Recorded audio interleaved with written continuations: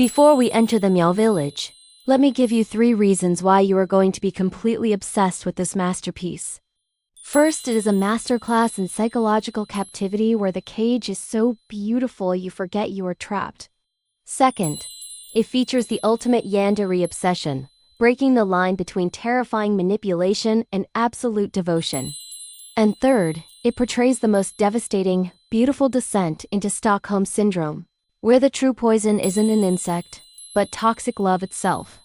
If you love a red flag lover who will burn the world down just to keep you in his arms, grab your tea, lower the lights, and let's begin. Welcome back to the sanctuary, my beautiful Danmei lovers. Tonight, we are stepping into the deep, inescapable mists of the mountains. Our story today is called Qing Gu, the love poison. All starts the way every true crime podcast starts, a simple road trip gone wrong. Our protagonist, Li Yuze, and his friends lose their way and stumble upon a hidden Miao village.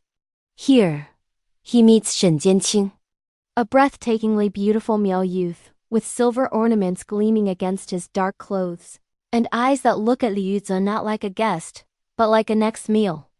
There is a terrifying rumor that the Miao people use Gu, a dark, parasitic magic to control their lovers. When Li Yuze jokingly points at a black clay jar and asks if there is a Gu insect inside, the beautiful youth whispers, "Li Yuze, I don't know how to cast Gu." Spoiler alert, my darlings. That was the biggest lie Li Yuze would ever hear.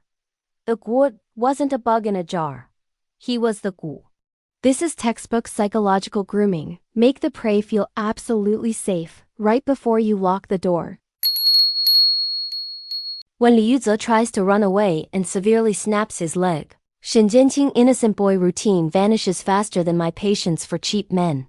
The charming youth transforms into a deranged captor. He locks Li Yuze in a dark room.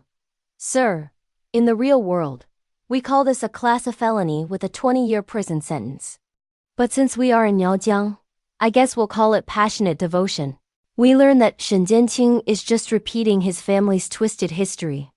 His mother literally kidnapped his father and locked him in this exact same room until he died.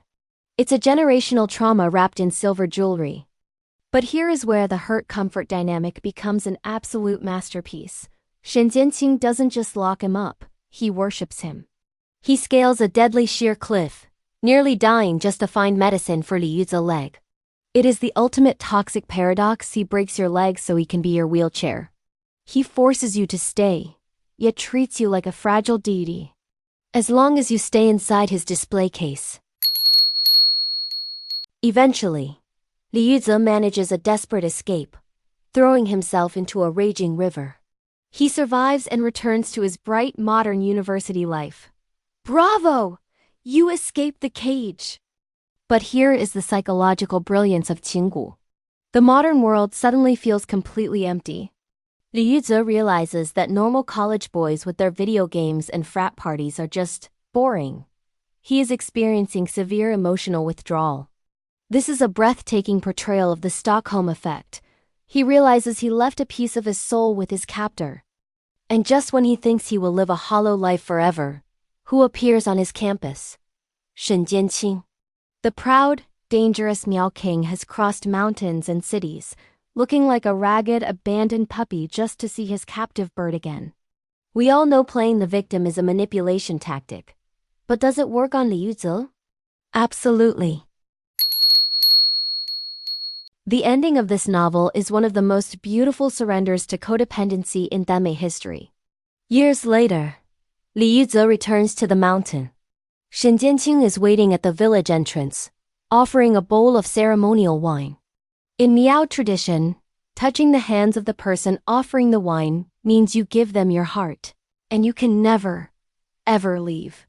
As Shen Jianqing teasingly tries to pull the bowl away, Li Yuze firmly grabs his hand and says, "If it means marrying into your home, I have no objections." Shen Jianqing pulls him into a crushing embrace, whispering that he knew Li Yuze would never abandon him. The vault's verdict: this isn't just a romance. It's a mutual, willing descent into beautiful madness, and frankly, we wouldn't have it any other way. Thank you for joining me in the sanctuary tonight. Stay beautiful, Stay smart, and remember, sometimes the sweetest poison is love.